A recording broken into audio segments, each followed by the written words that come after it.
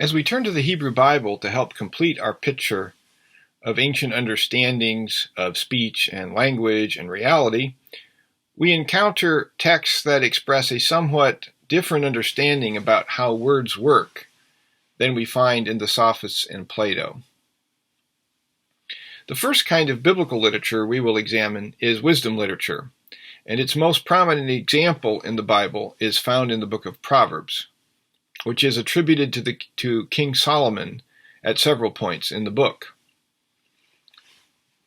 If we remember or are familiar with the biblical narrative as found in the book of 1 Kings, we know that Solomon was the son of King David and one of his wives, Queen Bathsheba. Solomon was crowned king of Israel nearly 1,000 years before the birth of Jesus Christ.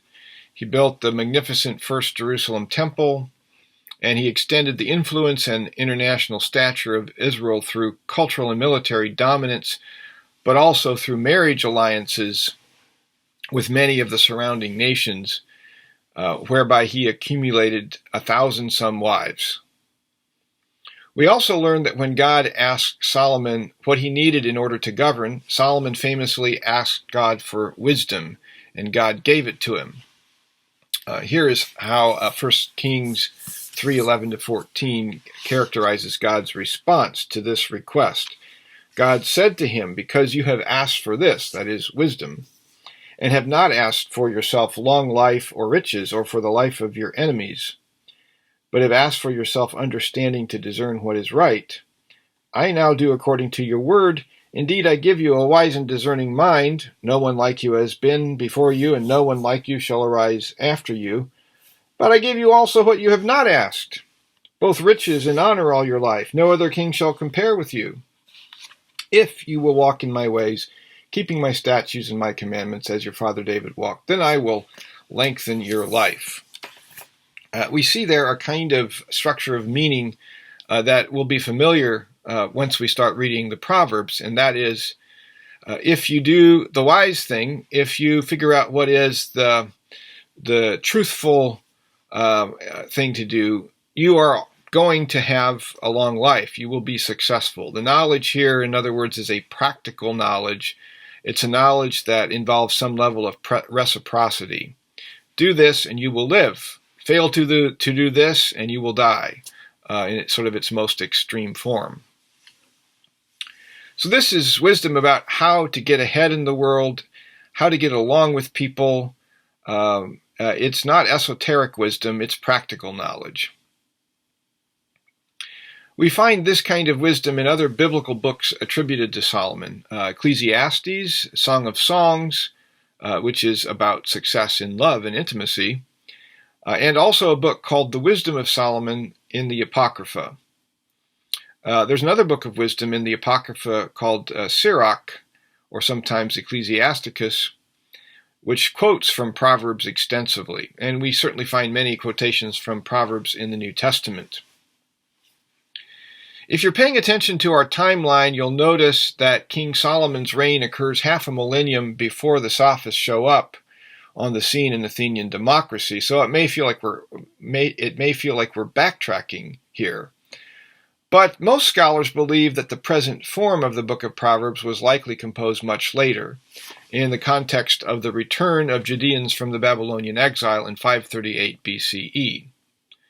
Large sections of Proverbs might go all the way back to the time of Solomon, but it is also likely that some sections, like chapters 1 through 9, which develops the personification of wisdom as a woman, were crafted during or after the Babylonian exile.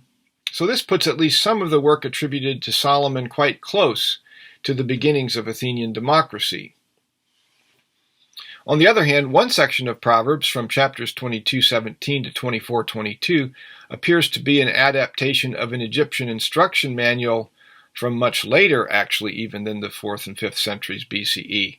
This manual comes from the 2nd century BCE. In our reading, we are focusing on 2 chapters that scholars date from the later Persian period following exile, chapters 8 and 9, and 5 chapters that might have their roots in the teachings of the actual King Solomon, chapters 10 to 15. So what are we going to find when we read these texts? First of all, in chapters 8 and 9, we find a speech in praise of wisdom, a speech in which wisdom is personified with the figure of a woman and is spoken by the woman wisdom herself.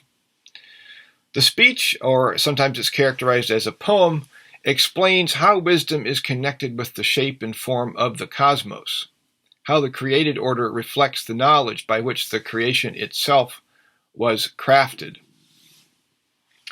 This understanding of wisdom suggests that when we seek wisdom, we are looking for insight into the design of the universe. We want to conform our lives with the craft of the Creator.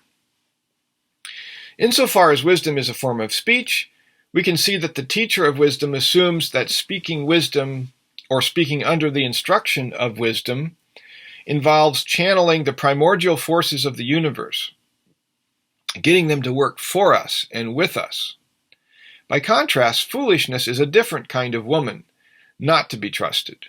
Folly or foolishness is characterized by too much speech, or at least too much volume. The wise young man chooses wisdom over folly. Second of all, in Proverbs, we are going to find practical admonitions of common sense for young men who want to be successful in life and leadership, who want to accept instruction from Lady Wisdom. The form of Proverbs turns out to be a collection of maxims, each with a positive and a negative version of a claim. This suggests a form that makes it easy to memorize in an educational setting. Probably the early uses of Proverbs did not involve written down text, but simply inviting the memorization of these maxims. So an example of that is, a soft answer turns away wrath, but a harsh word stirs up anger, both the positive form and the negative form stated in the sentence. I encourage you to pay attention to these rules of speech and social conduct and what they seem to say about how the teacher of wisdom thinks about the power of speech. What happens when we speak, and why should we be cautious with it? Why is it usually better to be silent than to speak without thinking? How does the picture of speech given here differ from the speech of the sophists or the dialogues of Plato? Finally, I encourage you to think about experiences that you have had which confirm or challenge the knowledge about speech expressed in the Proverbs. Does your experience confirm that speech is an act that is affiliated with the creative powers that made the cosmos? An act with great capacity for both creativity and destruction? Or is speech more like how the Greeks imagined it, a tool for winning arguments or for representing the truth?